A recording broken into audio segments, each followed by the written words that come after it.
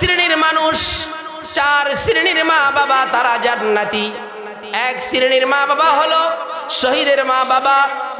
2 নম্বর সিরিয়ালের ওই সমস্ত মা বাবা যাদের মা যেই মা বাবার সন্তানগুলো আলেম বানাইছে, হাফেজে কোরআন বানাইছে। 3 নম্বর মা বাবা হলো ওই সমস্ত সন্তানের মা বাবা যেই সমস্ত সন্তানগুলো শিশু অবস্থায় ইন্তেকাল করে। শিশু অবস্থায় যখন কোনো সন্তান মারা যায় তখন মা বাবা এরা সহ্য করতে পারে না। দুনিয়ার মধ্যে সবচেয়ে বড় কষ্ট হলো বাবার কাঁধে যখন সন্তানের লাশ লয়। এর চাইতে মর্মান্তিক অবস্থার দুনিয়াতে হয় না। বাবা মা তাদের অন্তরের মধ্যে কলিজা ফেটে যায় সন্তান। এজন্য আল্লাহর হাবিব সাল্লাল্লাহু আলাইহি ওয়াসাল্লাম বলেন, যদি কোনো সন্তান নাবালক অবস্থায় মারা যায় ওই আল্লাহর বান্দার মা বাবার জন্য জান্নাত আল্লাহ রাব্বুল আলামিন জান্নাতে ঘর নির্মাণ করেন। বলেন সুবহানাল্লাহ। মুহতারাম হাজিরিন, এজন্য নেককার সন্তানের জন্য আল্লাহ তাআলার কাছে চাইতে হয়, নেককার সন্তানের জন্য আল্লাহ তাআলার কাছে দোয়া করতে হয়। আল্লাহ রাব্বুল আলামিন নেককার সন্তান কামনার জন্য আল্লাহ রাব্বুল আলামিন আমাদেরকে দোয়া শিখিয়ে দিয়েছেন। আল্লাহ বলতেছেন, রব্বানা হাব লানা মিন আজওয়াজিনা ওয়া যুররিয়াতিনা কুররাতা আ'য়ুনিন ওয়াজআলনা লিল মুত্তাকিনা ইমামা। আল্লাহ রাব্বুল আলামিনের কাছে নেককার সন্তানের জন্য, নেককার বিবির জন্য মহান রব আমাদেরকে দোয়া শিখিয়ে দিয়েছেন। আল্লাহ বলতেছেন, রব্বানা হাব লানা মিন আজওয়াজিনা ওয়া যুররিয়াতিনা কুররাতা আ'য়ুনিন ওয়াজআলনা লিল মুত্তাকিনা ইমামা। ওগো রব্বুল আলামিন, আমাকে এমন এক নেককার স্ত্রী দান করেন, এমন এক নেককার সন্তান দান করেন যাদেরকে দেখলে আমার চক্ষু শীতল হয়ে যায়। ওগো রব্বুল আলামিন, ওইরকম সন্তান আপনি আমাকে দান করেন। নেককার সন্তানের জন্য আল্লাহ তাআলার কাছে দোয়া করতে হয়। আল্লাহ তাআলার কাছে দোয়ার মাধ্যমে আপনাকে আল্লাহ তাআলা নেককার সন্তান দান করবেন। মুহতারাম হাজিরিন, আজকে তো আমরা দোয়া করি, আমাদের দোয়াগুলো আল্লাহ কবুল করেন না। কেন জানেন? আজকে আমাদের খানা ভালো না, আজকে আমাদের জবান ভালো না, আজকে আমাদের কান ভালো না, আজকে আমাদের দেহ ভালো না, আজকে আমাদের জবান ভালো না, যার বিদায় জবান দিয়ে বারবার দোয়া করি তারপরেও আমাদের দোয়াগুলো কবুল হয় না। মুহতারাম হাজিরিন, হযরত ওমর রাদিয়াল্লাহু তাআলা আনহুর জামানায় হযরত ওমর রাদিয়াল্লাহু তাআলা আনহু তিনি মসজিদে নববীর মধ্যে বসে আছেন। এই মুহূর্তে একজন আল্লাহর বান্দা তার একটা ছেলে নিয়ে হযরত ওমর রাদিয়াল্লাহু তাআলা আনহুর কাছে আসলেন। আল্লাহর রাসূলের সাহাবী হযরত ওমর রাদিয়াল্লাহু তাআলা আনহুকে বললেন, ও আমিরুল মুমিনিন, আপনাকে আজকে আমি একটি আজীব ঘটনা শোনাইতে চাই। হযরত ওমর রাদিয়াল্লাহু তাআলা আনহু ঘটনা শোনানোর আগেই হযরত ওমর রাদিয়াল্লাহু তাআলা আনহু ওই বাপ বেটাকে বলতেছে, ও আল্লাহর বান্দা, তুমি তোমার যে সন্তান তুমি নিয়ে আসছো, তোমার এবং তোমার সন্তানের মাঝে এতটা মিল আমি গোটা আরবের মধ্যে এতটা মিল বাপ সন্তানের মধ্যে আমি দেখি নাই। ও আল্লাহর বান্দা, এতটা মিল কিভাবে? তোমার চুলগুলো যেইভাবে, তোমার সন্তানের চুলগুলো ওইভাবে, তোমার নাকটা যেই রকম তোমার সন্তানের নাকটা ওই রকম, তোমার চেহারার অবকাঠামো যেই রকম ঠিক ততরূপ ভাবে তোমার সন্তানটাও ওই রকমের। এমন কি আশ্চর্য ঘটনা! ওই আল্লাহর বান্দা বলতেছে, আমিরুল মুমিনিন, আযীবুন কিচ্ছাতুন, এই সন্তানের পিছনে একটা আযীব, একটা আশ্চর্য ঘটনা আছে। বলে কি ঘটনা একটু বলো।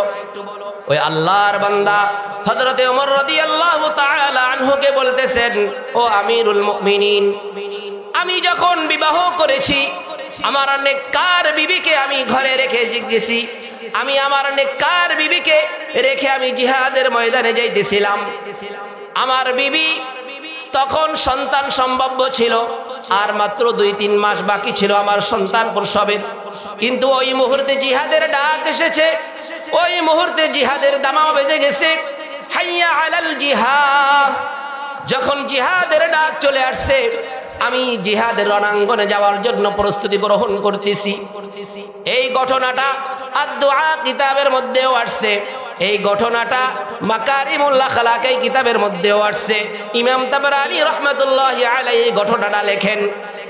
হযরত ওমর রাদিয়াল্লাহু তাআলা আনহুকে বলতেছেন, ও আমিরুল মুমিনিন, যখন জিহাদের ডাক আসলো, আমার সন্তানকে আমি আমার স্ত্রীকে বললাম, ও আমার প্রাণের স্ত্রী, আমি যুদ্ধের ময়দানে যাইতেছি, জিহাদের ময়দানে রণাঙ্গনে যাচ্ছি, আমি তোমার কাছে আমার সন্তানকে আমানত দিয়ে গেলাম। স্ত্রী বলতেছে, ও আমার প্রাণের স্বামী, তুমি জিহাদের ময়দানে যাইতেছ, যদি গাজী হয়ে ফিরো তাহলে তো আমাদেরকে হয়তো বা পাইবা, আর যদি শহীদ হয়ে যাও তাহলে তো তুমি জান্নাতের বাসিন্দা হয়ে যাইবা। ওগো আমার প্রাণের স্বামী, তুমি তোমার সন্তানের জন্য একটু দোয়া করে যাও। ওই আল্লাহর বান্দা স্ত্রীর পেটের উপরে হাত রেখে আল্লাহ রাব্বুল আলামিনের কাছে দোয়া করেছেন, ওগো রব্বুল আলামিন, আপনার কাছে আমানত দিয়ে, আমার স্ত্রীর কাছে আমানত দিয়ে আমার সন্তানকে আমি জিহাদের রণাঙ্গনে যাইতেছি, ওগো রব্বুল আলামিন, আমার সন্তানকে আপনি হেফাজত করিয়েন। মুহতারাম হাজিরিন, এই আল্লাহর বান্দা যখন জিহাদের ময়দানে গেলেন, জিহাদের ময়দানে, জিহাদ এত লম্বা হইতেছে, মাসকে মাস জিহাদ চলতেছে, প্রতিমধ্যে খবর পেলেন তার স্ত্রী ইন্তেকাল করেছে। তার স্ত্রী ইন্তেকালের খবর পেয়ে তিনি তখনও জিহাদের ময়দান থেকে আসে নাই, জিহাদের ময়দান থেকে পলায়ন করে নাই, স্ত্রী সন্তানের মায়ায় এরপরেও জিহাদের ময়দান থেকে আসে নাই। ওই আল্লাহর বান্দা জিহাদের কার্যক্রম শেষ করে যখন এলাকার মধ্যে আসলেন, এলাকার মানুষ গুঞ্জন সৃষ্টি হয়েছে যে ওই আল্লাহর বান্দার স্ত্রীর কবরের মধ্যে মনে হয় আগুন জ্বলতেছে, আগুন জ্বলতেছে, এরকম একটা গুঞ্জন সৃষ্টি হয়ে গেছে সমাজের মধ্যে। একে অপরকে গ্রামবাসী বলতেছে, ওই কবরের পাশে যাইও না, ওই কবরের মধ্যে রাত যখন গভীর হয় ওই কবর থেকে আগুনের ফুলকি উঠে, ওই কবরের আশেপাশেও যাইও না। ওই আল্লাহর বান্দা এই কথাটুকুন যখন শুনছে, তার কানের মধ্যে যখন এই খবর শুনেছে, তার মধ্যে বিভিন্ন প্রশ্ন, যে আমার স্ত্রী তো আবেদা সালেহা জাহেদা, অর্থাৎ একজন নেককার বিবির যতগুলো গুণ আছে, যতগুলো সিফাত আছে, সমস্ত সিফাতগুলো এই স্ত্রীর মাঝে নিহিত আছে। আল্লাহর বান্দা চিন্তিত হয়ে গেলেন। বিষয়টা দেখার জন্য জান্নাতুল বাকির মধ্যে তাদেরকে দাফন করেছে। যারা আপনারা হজ করতে গিয়েছেন, জান্নাতুল বাকি আপনারা দেখেছেন, জান্নাতুল বাকির মধ্যে আল্লাহ রাব্বুল আলামিনের কত সাহাবীদেরকে সেখানে দাফন করেছে।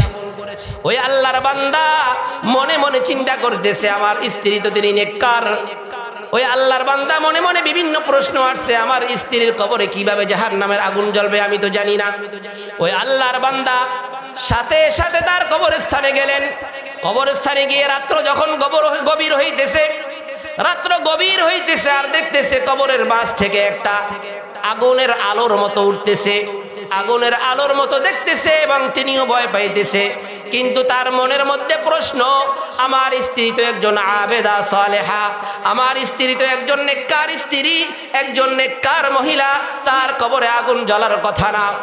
কিন্তু কিছুক্ষণ পরে দেখলেন, রাত্র যখন গভীর হলো, দেখতেছে কবরটা এমন প্রশস্ত হয়ে গেছে, ওই কবরের মধ্যে জান্নাতের একটা বাতি জ্বলতেছে। বলেন সুবহানাল্লাহ।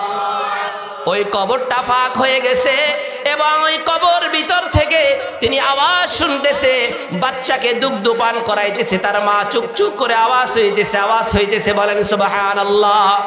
ওই আল্লাহর বান্দা মনে মনে বিভিন্ন প্রশ্ন আসতেছে, এর মধ্যেই কবর থেকে আওয়াজ আসছে, ওগো আল্লাহর বান্দা, ওগো আমার প্রাণের স্বামী, আপনি যখন জিহাদের ময়দানে গেছেন, আপনার সন্তানের হেফাজতের জন্য আপনি রবের দরবারে দোয়া করেছেন, কিন্তু আপনি তো আমার জন্য দোয়া করেন নাই।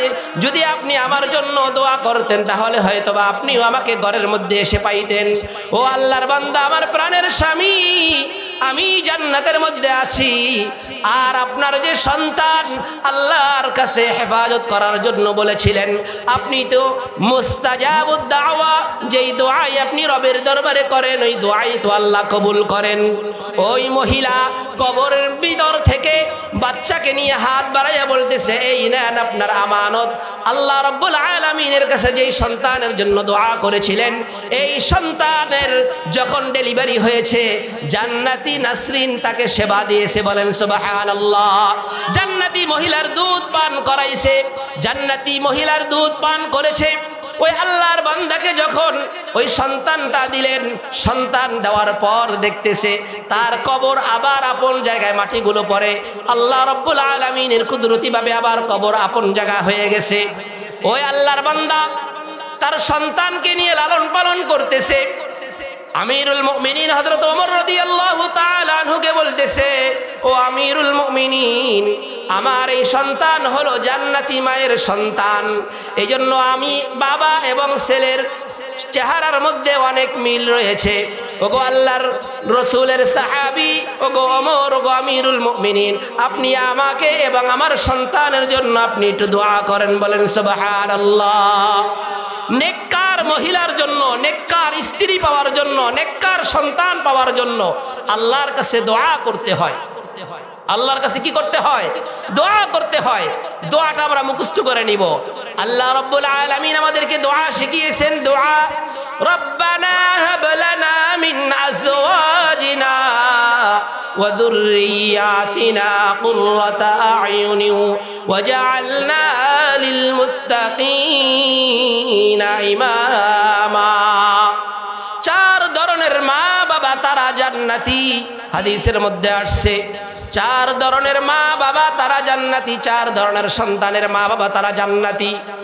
এক নম্বরের মা বাবা হলো ওই সমস্ত মা বাবা যার যেই মা বাবার সন্তান জিহাদের ময়দানে শহীদ হয়েছে, আল্লাহর জন্য জীবন দিয়েছে, ওই সমস্ত মা বাবা জান্নাতি, বলেন সুবহানাল্লাহ। এজন্য দেখবেন যারা আল্লাহর খাস বান্দা, তাদের সন্তানগুলো যদি কোথাও আল্লাহর ডাকে ছুটে যায়, সেখানে যদি ইন্তেকাল করে শহীদ হয়, মা বাবা আরো খুশি হয়। মা বাবা কি হয়? খুশি হয়।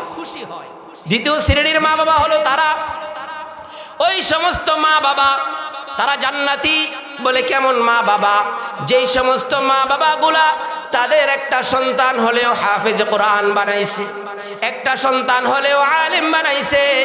একজন হাফেজে কোরআন 10 জন আল্লাহর বান্দা বান্দিকে জাহান্নাম থেকে সুপারিশ কইরা জান্নাতের মধ্যে ঢুকানোর মতো আল্লাহ ক্ষমতা তাকে দিবেন, বলেন সুবহানাল্লাহ। কুল্লুহুম কদ ওয়াজাবাত লাহুন নার।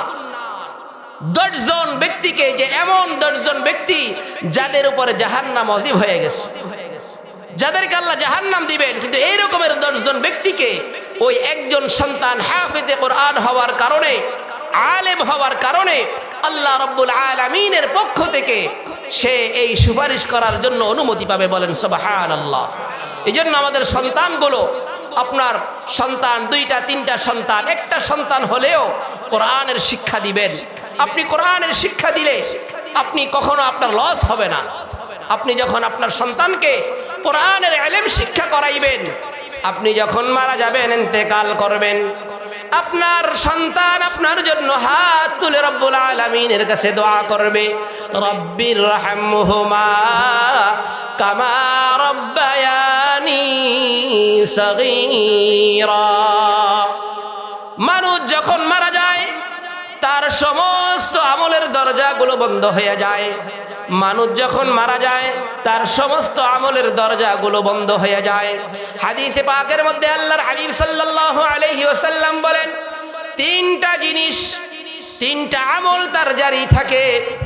1 নম্বর আল্লাহর হাবিব বলেন, 1 নম্বর হলো ওই সমস্ত মা বাবা যাদের সন্তানগুলো নেককার সন্তান, ওই নেককার সন্তান দুনিয়াতে রেখে যাওয়ার কারণে আল্লাহ রাব্বুল আলামিন ওই মা বাবার কবরটাকে জান্নাতের বাগান বানায়া দিবেন, বলেন সুবহানাল্লাহ। নেককার সন্তান আমরা চাই কি চাই না? আরেকটা সাদকায়ে জারিয়া, আপনি দুনিয়ায় থাকা অবস্থায় আপনার মা বাবার নামে কিছু সদকা করলেন, অথবা আপনি দুনিয়াতে থাকা অবস্থায় আল্লাহর রাস্তায় কিছু সদকা করলেন, অথবা সমাজের মধ্যে পানি না একটা টিউবওয়েল গেড়ে দিলেন, অথবা সমাজের মধ্যে একটা মসজিদ নির্মাণ করে দিলেন।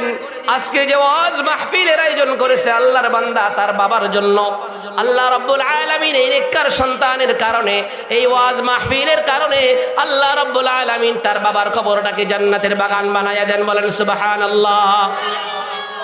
তার বাবার কবর, তার মা যদি বেঁচে থাকে আল্লাহ তাআলা হায়াতে তাইয়্যিবা দান করুক, আল্লাহ তাআলা তার হায়াতে তাইয়্যিবা দান করুক। আর তার বাবা দুনিয়াতে নেই, বাবার জন্য রুহের মাগফিরাতের জন্য ওয়াজ মাহফিলের আয়োজন করেছে।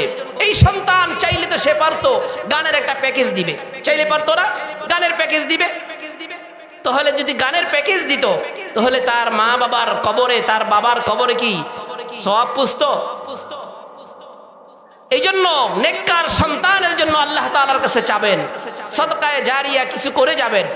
সদকায়ে জারিয়া এটা আপনি যতদিন পর্যন্ত এই সদকায়ে জারিয়া দুনিয়াতে থাকবে ততদিন পর্যন্ত আপনার কবরে সব পুষ্টি থাকবে। 3 নম্বর হচ্ছে এমন ইলম আপনি শিক্ষা করেছেন, অথবা আপনার সন্তানকে এমন ইলম শিক্ষা দিয়েছেন যে শিক্ষার মাধ্যমে সে নিজের মনুষ্যত্ব তো বুঝেছে এবং উলামায়ে কেরাম হয়ে দেশ ও জাতির খেদমত করেছে, যেই ইলমের মাধ্যমে দেশ ও জাতির কল্যাণ হয়েছে। ওইরকম সন্তান, ওইরকম ইলমও তার জন্য সদকায়ে জারিয়া। মুহতারাম হাজিরিন, এই জন্যই আল্লাহ রাব্বুল আলামিন বলেন 4 শ্রেণীর মানুষ, 4 শ্রেণীর মা বাবা তারা জান্নাতি। 1 শ্রেণীর মা বাবা হলো শহীদের মা বাবা। 2 নম্বর সিরিয়ালের ওই সমস্ত মা বাবা যাদের মা, যেই মা বাবার সন্তানগুলো আলেম বানাইছে, হাফেজে কোরআন বানাইছে। 3 নম্বর মা বাবা হলো ওই সমস্ত সন্তানের মা বাবা যেই সমস্ত সন্তানগুলো শিশু অবস্থায় ইন্তেকাল করে। শিশু অবস্থায় যখন কোনো সন্তান মারা যায় তখন মা বাবা এরা সহ্য করতে পারে না।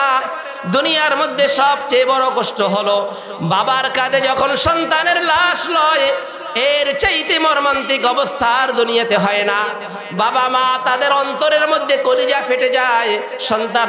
এই জন্য আল্লাহর হাবিব সাল্লাল্লাহু আলাইহি ওয়াসাল্লাম বলেন, যদি কোনো সন্তান নাবালক অবস্থায় মারা যায়, ওই আল্লাহর বান্দার মা বাবার জন্য জান্নাত আল্লাহ রাব্বুল আলামিন জান্নাতে ঘর নির্মাণ করেন। বলেন সুবহানাল্লাহ।